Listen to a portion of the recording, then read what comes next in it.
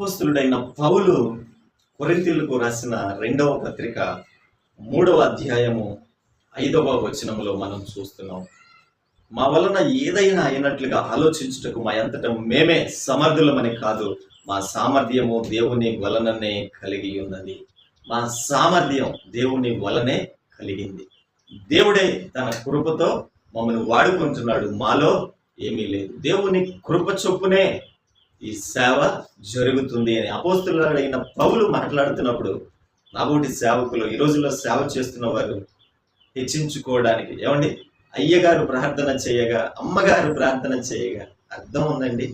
అపోస్తలుడైన పౌలు అంటున్నాడు, మా వలన ఏదైనా అయినట్లుగా మాలో సామర్థ్యము అనుకోవడానికి అవకాశం లేనేలేదు. మా సామర్థ్యం దేవుడు కృప చూపిస్తేనే నువ్వు వాడబడగలుగుతున్నావు.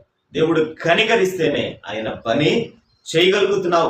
నిన్ను నీవు హెచ్చించుకోవడానికి 1% కూడా ఛాన్స్ లేదండి. దేవుని కృప చొప్పునే. నేను విన్నాను ఒక సాక్ష్యం, ఫలానా దైవ సేవకుడు నా తల మీద చేతులు ఉంచినప్పటి నుంచి నాకు ఆరోగ్యం బాగుంటుంది అని ఒక సహోదరి సాక్ష్యం చెప్పడం నేను విన్నాను. చాలా బాధేసిందండి. ఫలానా దైవ సేవకుడు అందుకని దేవుడు నన్ను స్వస్థపరిచాడు, దేవుడు నన్ను కనికరించాడు అని చెప్పలేకపోయిందండి.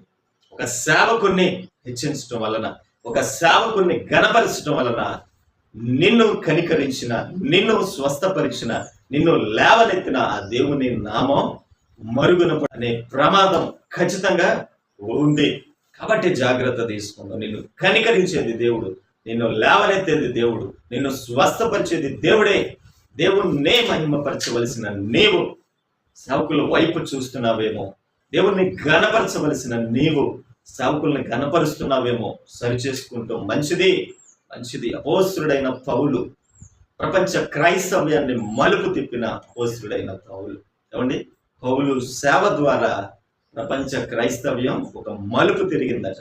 నూతన నిబంధనలో సగానికి పైగా పుస్తకాలు రాసిన అపోస్తలుడైన పౌలు అంటున్నాడు, మా సామర్థ్యం కానే కాదు దేవుని కృప చూపునే, ఆయన మాకు అనుగ్రహించిన సామర్థ్యం చూపునే ఆయన పని చేయగలుగుతున్నాం, ఆయన కొరకు జీవించగలుగుతున్నాం అని మాట్లాడుతున్నట్లుగా మనం చూస్తున్నాం.